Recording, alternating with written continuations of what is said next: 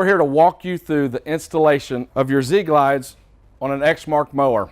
As you can see laid out in front of me, I've got a set of ZGlides down here, got a couple 3/4 inch wrenches, a hammer and a chisel, my ratchet and socket, my grease gun, and then my deck leveling gauge. Let's make sure that your mower is set on a flat level surface, your park brake is engaged, and we can get started jacking your mower up and walk you through the installation.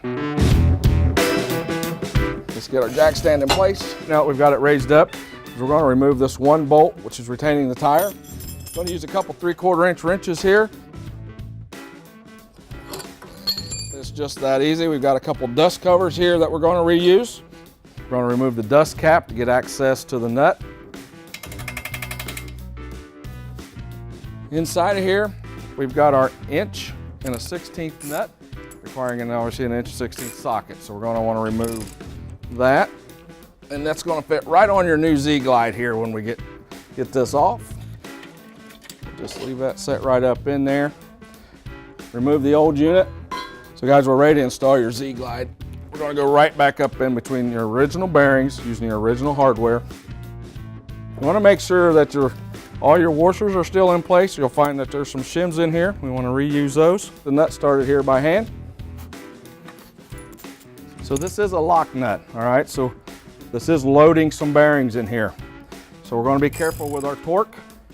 We're going to run that down there till we feel our bearing seat. And then just a 1/4 of a turn there, okay? You don't want any slop, but at the same time you want a little bearing load. Once you feel comfortable with that and you've got all your slop out of it, you're ready to put your dust cap back on. It was obvious that this bearing had been greased and was still packed full of grease.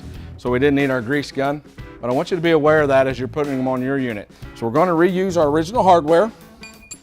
We've got 2 sets of holes here. We've got a lower and an upper. We're going to go in the upper hole, all right?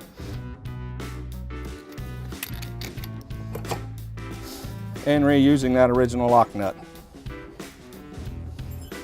We'll get this nice and snug. Again, you don't have to over tighten here. Some snug, see what we got. I like it. We're going to go ahead and walk over to the other side, do the same thing. All right, we are ready to come down off of our jack.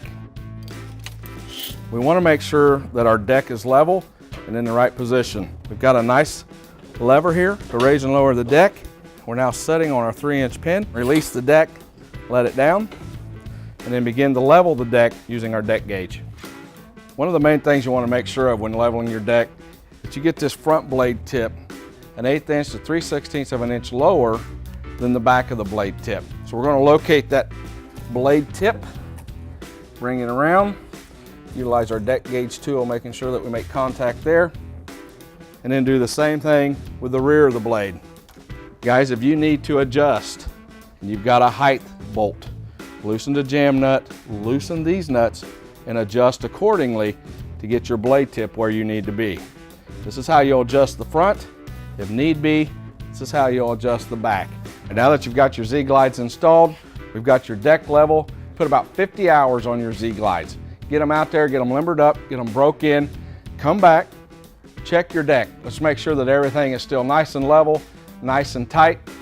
Once that's all done, after your 50 hours, you are good to mow. I'd say once a year, annually, let's check your deck. Let's make sure everything is staying nice and tight and level. If you're watching this video because you've purchased ZGlides, thank you. If you've come across it and would like a set of your own, go to zglidesuspension.com.